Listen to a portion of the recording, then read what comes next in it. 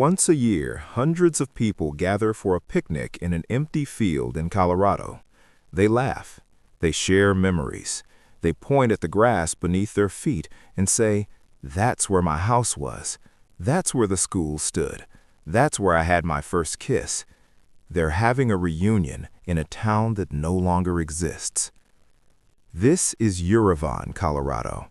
Population at its peak, over 800. Population today, 0. The government didn't just evacuate Uravan. They buried it alive. Every house, every street, every tree, all entombed beneath engineered soil caps because the entire town was radioactive. 1915, a radium recovery plant was built along the Dolores River in a remote Colorado canyon, the Joe Jr. Mill, processing carnotite ore rich in uranium and vanadium. But uranium wasn't valuable yet. This was decades before the atomic bomb. They wanted radium for medical uses and vanadium for steel production. Uranium was just waste, discarded in tailings piles.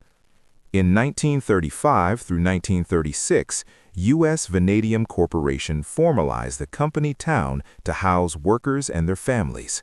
They named it by combining two elements, Uravan, uranium plus vanadium.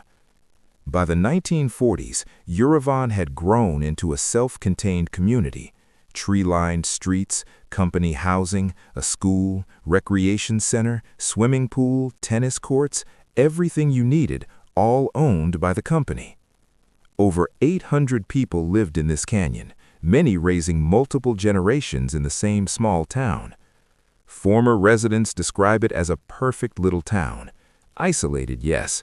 Company-controlled, certainly, but safe, close-knit, home.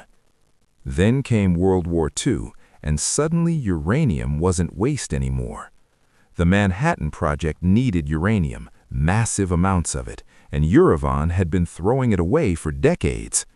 In the 1940s, a new uranium mill was built at Uravan, converting the tailings they'd been discarding into uranium yellowcake, the feedstock for atomic bombs. Quick question for you. Did you know that small Colorado towns helped build the atomic bomb? Drop yes or no in the comments.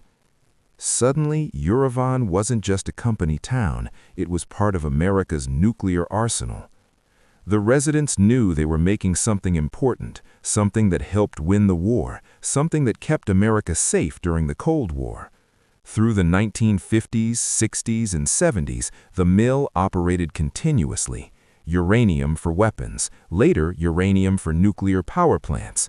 The atomic age ran on towns like Uravan. But there was a problem nobody talked about much: radiation.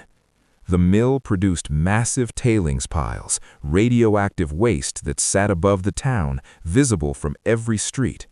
Workers breathed uranium dust, families lived next to radioactive waste, children played in areas contaminated with alpha particles. They didn't know, or they believed the company when they said it was safe. By the early 1980s, the uranium market collapsed. Nuclear power expansion had stalled, demand plummeted. In 1984, Union Carbide's uranium operations at Uravan shut down. The mill closed. The jobs disappeared. For most company towns, that would be the end of the story: economic death, slow abandonment. But Uravan's story was just beginning. Regulators had been studying the health effects of uranium mining. The findings were devastating: lung cancer, kidney disease, birth defects. The uranium widows, wives who'd lost husbands to radiation-related illness, began speaking out. Then came the environmental studies, soil samples, water tests, air quality measurements. The entire town was contaminated. Not just the mill, not just the tailings, everything. The soil, the buildings, the trees, even the swimming pool where children had played. In 1986, Uravan was placed on the federal Superfund National Priorities List, one of America's most hazardous toxic waste sites. The decision was made. Uravan couldn't be cleaned. It had to be buried. By late 1986, the remaining residents were relocated. The town officially closed. Then came the bulldozers. Between the late 1980s and 2008, one of the most comprehensive environmental cleanups in American history took place. Roughly 260 structures were demolished: homes, the school, the recreation center, the swimming pool, shops, offices, the mill itself. But they didn't just demolish the buildings, they shredded them, ground them up and mixed them with contaminated soil. Streets were ripped up, utilities were removed, even healthy trees were cut down and buried because their roots had absorbed radiation from contaminated soil. Nearly 10 million cubic yards of radioactive material, tailings, contaminated soil, building debris was consolidated and entombed in engineered disposal cells. Former residents watched from the canyon rim as their hometown was literally erased. Think about that for a second. What would it feel like to watch your childhood home, your school, your entire town being bulldozed and buried? Drop your thoughts in the comments. Some felt it was necessary. Others felt the town was unfairly stigmatized, that their beloved community was being treated like toxic waste itself. By 2008, the cleanup was declared essentially complete. Today, the Uravan site is an empty, revegetated field with engineered soil caps covering everything. If you didn't know, you'd never guess that 800 people once lived here, that children swam in pools, that families barbecued on summer evenings, that generations grew up in tree-lined streets. It's all still there, just buried 10 feet underground. Every year, former residents return for reunion picnics on the grass above their buried hometown.